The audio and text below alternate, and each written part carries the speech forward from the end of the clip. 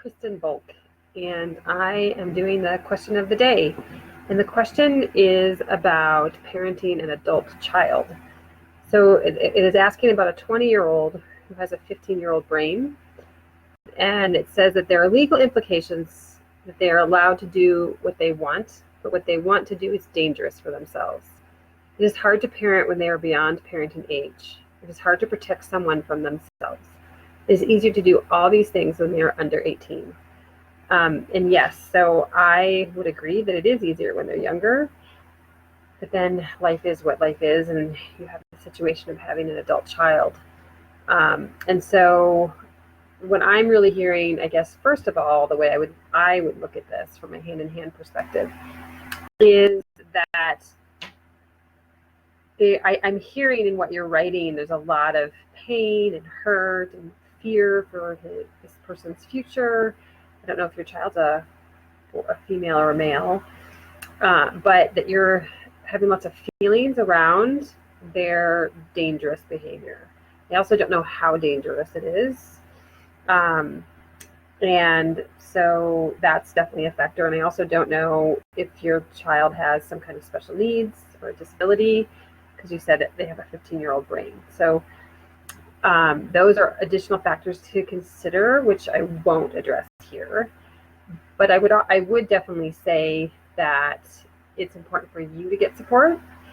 And the reason for that is because when we are experiencing our children, adult children especially, but our children not able to take care of themselves, like some of their basic needs, like whether it's taking a shower often enough or brushing their teeth often enough or, eating decently healthy meals, to more significant things like drugs or alcohol or just really doing dangerous things, driving unsafely, whatever that might be.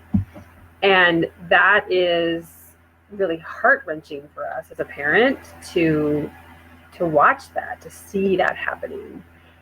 And when we're, and we also start to imagine, it's very common, we start to imagine, oh my gosh, this is what's going to happen to my child. It's going to be X, Y, or Z, whether it's they're going to end up in jail, they're going to be homeless, they're going to be on the streets the rest of their lives, they're going to be dead, like all these things tend to flash in our minds. Sometimes we even obsess on those things. And the challenge is that if we want to be a positive, supportive influence for our child, carrying those worries, those fears and the worries in the back of our brain that are being managed all the time, doesn't allow us to access our best thinking and doesn't allow us to connect very well. And what we do know, what neuroscience tells us, is that we are social beings, that human beings do best when we're connected, that a human being's brain does best when it's connected. And so that's the idea I would like to support here. And the first step of that is to work on our fears, our worries, our concerns, our worst idea of what might happen to our child, our adult child. And so, and this I think would hold true very much so for teens as well, for when you have a teenage child. And so getting listening time, and there's certainly lots of information out there on listening partnership, where you share support with one adult and another, two adults share support. You share the time, you split it in half, you use a timer, you don't give advice, you don't try to fix anything. It's all confidential and it's very specific. So there's lots of information on the internet about listening partnership and listening time, especially on Hand in Hand Parenting's website.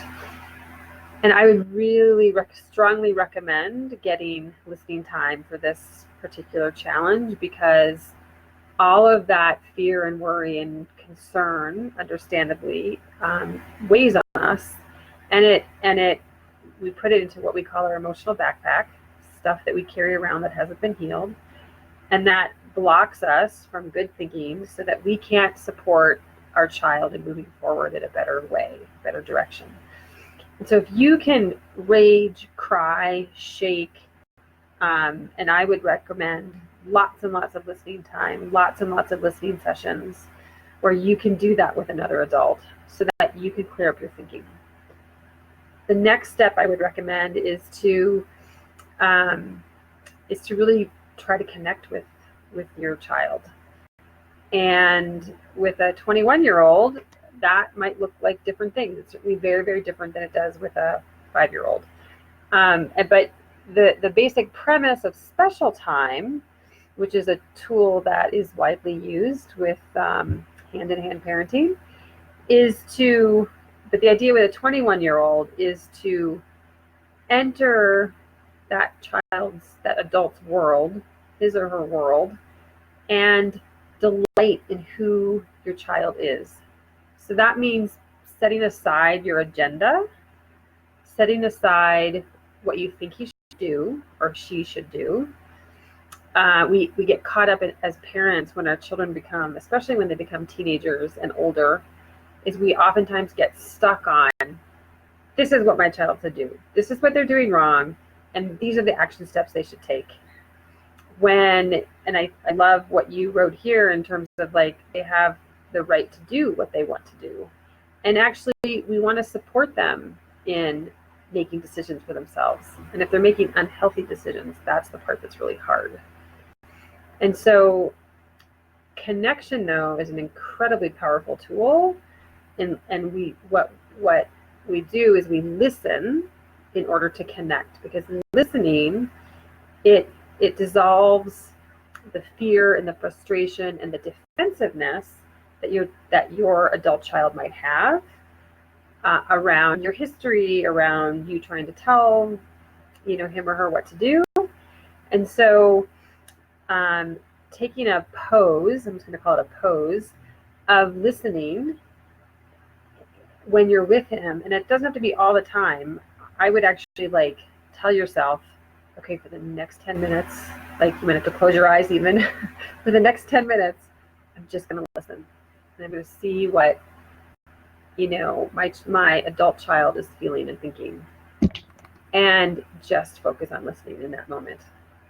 And try to find little short periods of time when you can do that, when you're in a place to do that, without giving you advice, without fixing him or her, without telling him or her what to do.